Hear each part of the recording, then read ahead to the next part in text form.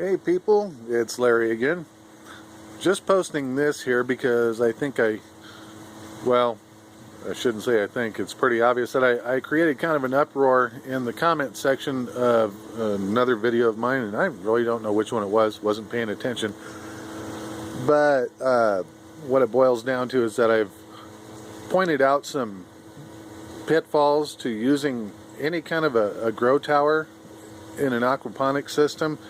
And it doesn't matter if you're using these towers or the ZipGrows or any of the cup style towers that people use, you know, where you drop a net cup in there. What it boils down to is that anytime you use a tower, you're going to have problems. Now, I know you never see anything from Bright Agritech, any videos of theirs pointing out problems, because that's marketing. If somebody's trying to sell you something, they're never going to post a video showing you the troubles that they go through. Out of the good, bad, and the ugly, they're only showing you the good. And, you know, it's human nature. People just buy into that stuff, saying, well, heck, it looks so easy for them. Everything just works. And, you know, that's not reality.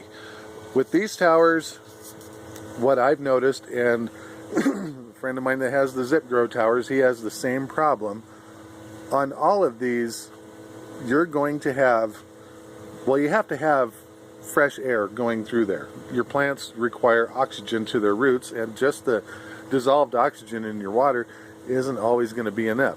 You have to have actual airflow through there. If you don't, these things are going to turn anaerobic on you, and they're going to stink to high heaven, all right?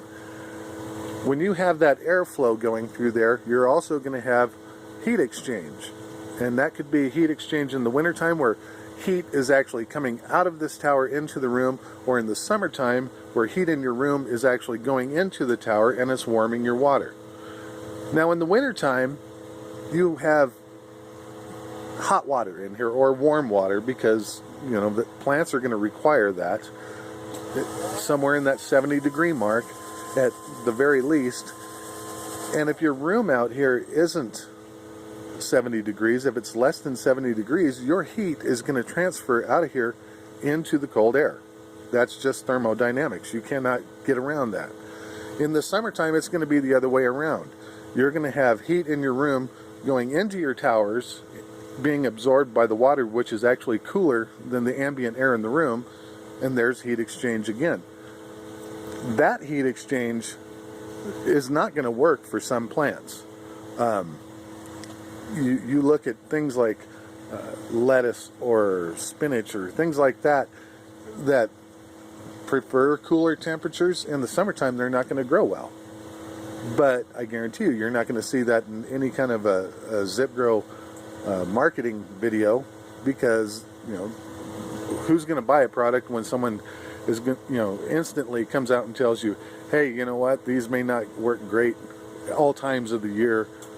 They only want you to think that these things work great all the time, year-round. You can't get around that, people. This is why in the greenhouse that we're building 20 miles away from here at my other property, the primary grow methods that we're using over there is going to be in-ground deep water culture rafts, where the beds are actually in the ground and insulated by the earth. And we're going to use NFT tubes down here like this. And yes, we're still going to have towers in it, but we're not going to have that many, because in the winter, see, out here in western Nebraska, which isn't too far away from Laramie, Wyoming, where, you know, they do the ZipGrow thing, we have the same weather here that they have, where, well, heck, yesterday I woke up and came out here, you know, it was minus 27 outside. It was still 64.2 in here. But I noticed when we had that cold snap, my water over here in my sump, which you probably can't see too well, it dropped about a ½ inch. And that was because of the evaporation, and which was caused by the cold air in the room. The water is warmer, you know, heat has to go somewhere. It's going to go to that coldest mass or body, that coldest body. Well, in that case, it ended up taking water out of my sump. The water evaporated. So in a large-scale greenhouse, if you're going to use towers, you have to have temperature control year-round. Now, I realize those guys over there in Laramie spent... Last time I talked to the company, Central Boiler Company, who made their outdoor wood stove or wood boiler, that thing cost them pretty close to $12,000.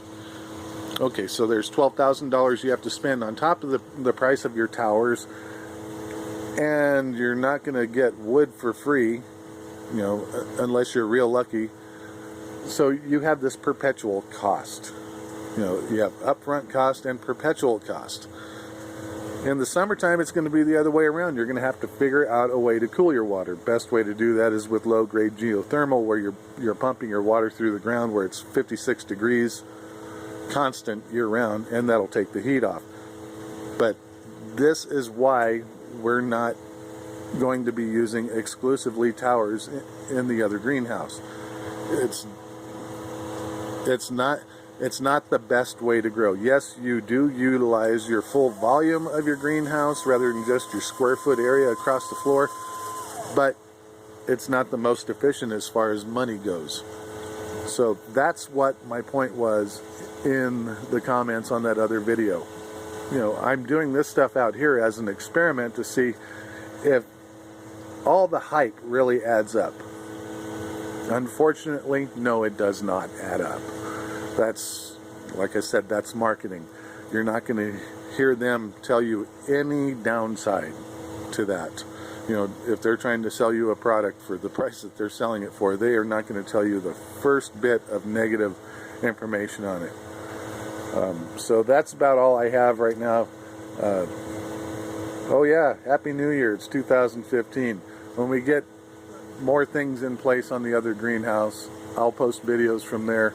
Until then, I'm going to keep experimenting with the towers out here and my oil and wood pellet based heating system, which is going to be implemented in the other greenhouse. But like I said, people don't buy into everything just because someone says, you know, I'm a PhD and I'm changing the way farming works. We're changing the face of everything. Good marketing. That's all I got to say is good marketing. I think George Carlin called it a good bullshit story. So, that's all. Take it easy. Bye.